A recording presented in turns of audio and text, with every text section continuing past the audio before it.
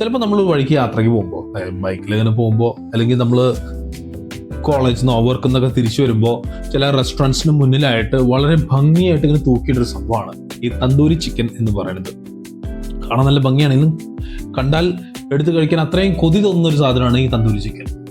പക്ഷേ ഈ തന്തൂരി ചിക്കൻ വീട്ടിൽ എളുപ്പമായിട്ട് നമുക്ക് ഉണ്ടാക്കാൻ പറ്റും. അതിന് പ്രത്യേകിച്ച് അവനും അല്ലെങ്കിൽ മറ്റേ ഈ ക്ലേ അവൻ അങ്ങനത്തെ സാധനമൊന്നും ആവശ്യമില്ല.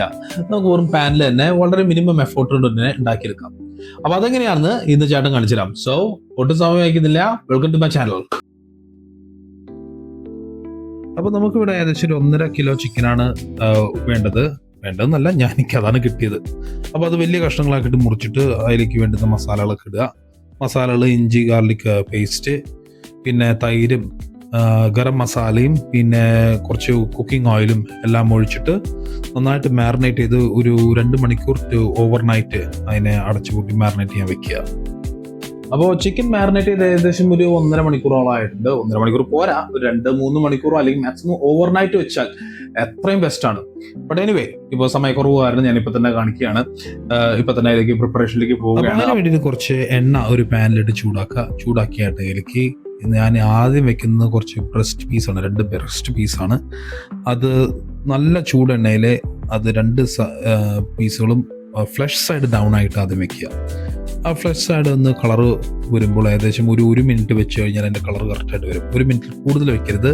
അതിൻ്റെ കാരണം ഞാൻ കുറച്ച് കഴിഞ്ഞിട്ട് പറഞ്ഞുതരാം. അപ്പോൾ ഓരോ മിനിറ്റ് ചേരുമ്പോഴും അതിങ്ങനെ ഫ്ലിപ്പ് ചെയ്തിട്ട് അത് ഇങ്ങനെ മൂടി വെക്കണം. ഇപ്പോൾ ഞാനിപ്പോൾ ആദ്യം ഇട്ട ആ പീസസ് നിങ്ങൾ കണ്ടിട്ടുണ്ടാവും, ലേശം കരിഞ്ഞുണ്ടാവും. അത് 1 മിനിറ്റ് കൂടുതലായിട്ട് ഞാൻ അവിടെ വെച്ചതിൻ്റെ ഗുണമാണ് നിങ്ങളിപ്പോൾ കണ്ടത്. പക്ഷേ ഈ വരുന്ന തൈസ് ആൻഡ് ലെഗ്സ് അത് കറക്റ്റായിട്ട് വന്നിട്ടുണ്ട്. മൂടി വെച്ചിട്ട് അത് 3 മിനിറ്റ് നമ്മൾ ഫ്ലിപ്പ് ചെയ്ത് വെച്ചപ്പോൾ കറക്റ്റ് വേവും കറക്റ്റ് കളറായിട്ടും വന്നിട്ടുണ്ട്. അപ്പോൾ ഇത് റെഡി ആയതിനു ശേഷം അതൊക്കെ ഒരു പ്ലേറ്റിലേക്ക് എടുത്ത് വയ്ക്കുക. പിന്നെ ഈ കഷ്ണങ്ങളൊക്കെ നല്ല ഭംഗിയായിട്ട് ഒരു പ്ലേറ്റിലേക്ക് ആലങ്കാരികമായിട്ട് വെച്ചിട്ട്, അത്ര അലങ്കാരമൊന്നുമില്ല, എന്നിട്ട് കുറച്ച് ഉള്ളിയൊക്കെ ഇട്ടിട്ട് അങ്ങോട്ട് നന്നായിട്ട് സേവിക്കുക.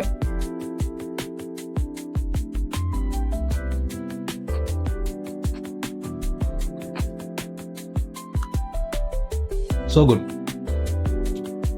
I mean decent. ചിക്കൻ നല്ല ജ്യൂസി ആയിട്ടുണ്ട്. നമ്മുടെ ഫസ്റ്റത്തെ 2 ചെസ്റ്റ് പീസ് ഇട്ടപ്പോൾ അത് ലേശം ഒന്ന് കരിഞ്ഞു പോയിട്ടുണ്ടായിരുന്നു. കാരണം ഞാൻ ഹീറ്റ് ശ്രദ്ധിച്ചില്ല, ഒന്നുമില്ല. അപ്പോൾ ഹീറ്റ് ഇടുമ്പോൾ നമ്മൾ ഫസ്റ്റത്തെ ഇതിങ്ങനെ ഫ്ലഷ് സൈഡ് ഡൗൺ ആയിട്ട് ഇടുമ്പോൾ 1 മിനിറ്റ് വെക്കുക ഹൈ ഫ്ലെയിമിൽ. പിന്നെ മറിച്ചിടുക 1 മിനിറ്റ് ഹൈ ഫ്ലെയിം. പിന്നെ മറിച്ചിട്ടിട്ട് 30 സെക്കൻഡ്സ് ഹൈ ഫ്ലെയിം.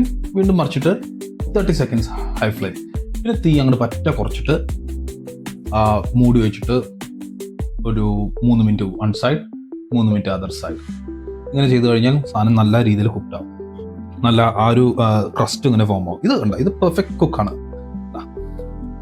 അടിപൊളിയായിട്ട്. അപ്പോൾ വീഡിയോ ഇഷ്ടപ്പെട്ടു എന്ന് കരുതുന്നു. പക്ഷേ ഈ തന്തൂരി ചിക്കൻ ഇപ്പോൾ ഒരുപാട് നിങ്ങൾ ഉണ്ടാക്കി, ഒരുപാടൊന്നുമില്ല, നിങ്ങളിപ്പോൾ ഒരു ഫുൾ ചിക്കൻ മേടിച്ചുണ്ടാക്കി, ഇപ്പോൾ 2 പേരേ ഉള്ളൂ വീട്ടിൻ്റെ അകത്ത്. അപ്പോൾ നിങ്ങൾ ഓരോരോ കഷ്ണം കഴിച്ചു, പറയാം നാളത്തേക്ക് കഴിക്കുന്നത്. നാളത്തേക്ക് എനിക്ക് നോക്കുമ്പോൾ സാധനം ഫുള്ള് ഡ്രൈ ആയി. ഡ്രൈ ആയി എന്ന് പറഞ്ഞു കഴിഞ്ഞാൽ ആകെ അതിൻ്റെ ആ ഒരു ഫ്രഷ്നെസ് അങ്ങോട്ട് പോയി. ആ ഫ്രഷ്നെസ് പോയി കഴിഞ്ഞാൽ എന്ത് ചെയ്യും? ആ ചിക്കൻ എങ്ങനെ നമുക്ക് മോഡിഫൈ ചെയ്യാൻ പറ്റും? അല്ലെങ്കിൽ വേണ്ട, ഫ്രഷ്നെസ് പോയില്ല എന്നിരിക്കട്ടെ, ഈ തന്തൂരി ചിക്കൻ ഉണ്ടാക്കിയിട്ട് ഈ തന്തൂരി ചിക്കൻ നെക്സ്റ്റ് ലെവലിലേക്ക് എങ്ങനെയാണ് അതിനെ എലവേറ്റ് ചെയ്യാൻ പറ്റുക? Stay tuned to find out.